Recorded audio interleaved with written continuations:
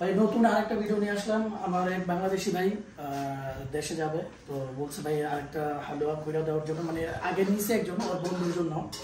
তো যারা বিয়ে করে ভয় পাইতেছে, যাদের মনে করেন যে কি বলবো, মানে প্রবাস জীবনে হয়ে থাকে সবারই এরকম।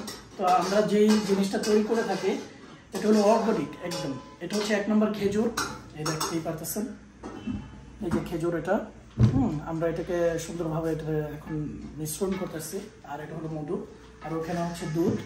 দুধটা এমনভাবে কাড়া করতে হবে, এটার ভিতরে এখন আমরা ছেড়ে দেব, ঠিক আছে?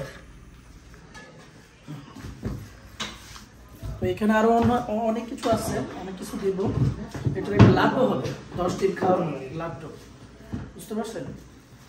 আচ্ছা, তো পাশে থাকতে দেখতে থাকেন আমরা এটাকে কিভাবে বানাই। ये भाईजान लड्डू जो आदमी ने नया नया शादी करना है उसके लिए बनाए जा रहे हैं, और जो आदमी शादी करने के लिए जा रहा है मैं आपको भी दिखा रहा है। इधर देख लो, ये ओके, ये जा रहा है शादी करने के लिए।